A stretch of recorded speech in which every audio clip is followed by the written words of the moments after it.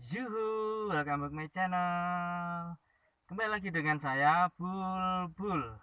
Di video kali ini saya akan membahas interior tentang plafon. Jadi proyek kali ini itu terjadi kerusakan sangat parah pada plafon suatu perkantoran, yaitu di perbankan. Eh, karena apa? Penyebab utamanya adalah karena adanya kebocoran di talang talang air, maksudnya di atapnya. Jadi dampaknya sangat buruk sekali setelah dibiarkan semakin lama, sekian lama, karena intensitas curah hujan yang sangat deras sekali dan terjadi setiap hari, maka semakin lama akan merusak plafon tersebut, terutama di GRC-nya atau gypsumnya, dan juga yang pasti merusak kayu-kayunya juga, dan akhirnya sampai kemana-mana airnya menghancurkan sebagian besar plafon yang sudah ada tersebut atau existing. Jadi nanti kita akan bongkar semua dan kita akan perbaiki total, dan kita juga akan cek apakah kayunya masih layak digunakan apa tidak. Kemudian kita nanti juga akan memperbaiki atap atap di gentengnya, di talangnya juga, karena penyebab utamanya yang tadi saya sebutkan. Kemudian setelah penyebab utama kita perbaiki, nanti baru kita tutup kembali di di plafonnya tersebut. Kemudian plafon tersebut masih akan tetap kita gunakan untuk kayu yang masih bisa digunakan. Apabila ada kayu yang tidak bisa digunakan, maka kita akan ganti dengan yang baru. Untuk bentuk dari plafon yang sudah ada tersebut, kita akan tetap sesuaikan dengan apa yang sudah ada. Jadi kita tidak usah membongkar atau mengubah bentuk dari plafon tersebut. Karena apa? Nantinya kalau kita ubah akan banyak memakan waktu dan juga akan banyak biaya lagi yang nantinya akan dikeluarkan. Oke, nanti kita akan melihat videonya bersama-sama. Semoga nanti juga akan memberikan gambaran kepada Anda semua dan juga bisa menginspirasi untuk mengenai tentang plafon. Apabila terjadi kebocoran atau rembes air, maka secepatnya eh, harus diperbaiki biar tidak merusak total dari plafon tersebut. Oke, kita lihat videonya ya.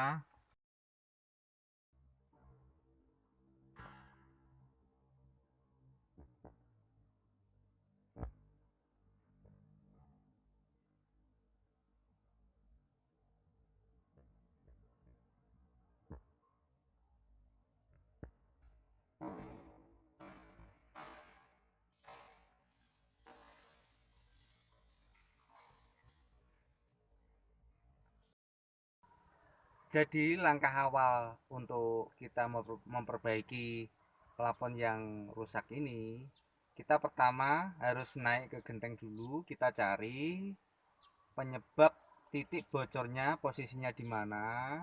Kemudian apakah talangnya juga terjadi keropos atau mungkin pergeseran, atau mungkin yang pakai talang jenis karpet mungkin ada yang sobek.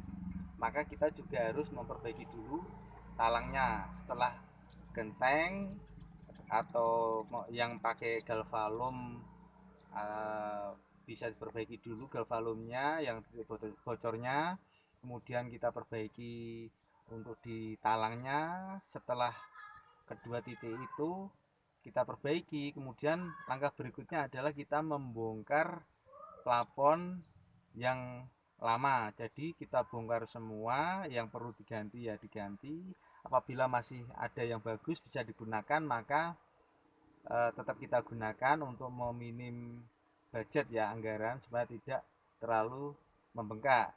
Kemudian setelah kita bongkar, kita juga harus melihat apakah kayu masih layak digunakan apa tidak.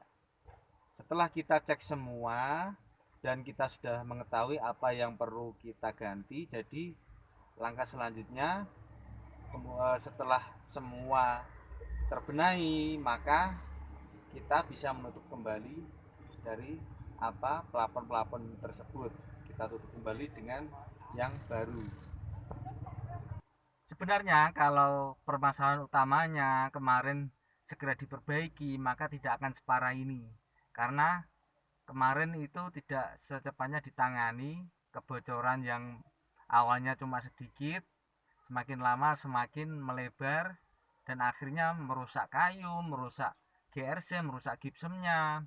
Maka untuk sekarang ini plafonnya dampaknya harus diganti semua. Saya bongkar semua dan juga ada beberapa kayu yang saya ganti karena kena air yang pada akhirnya akan membusuk tersebut.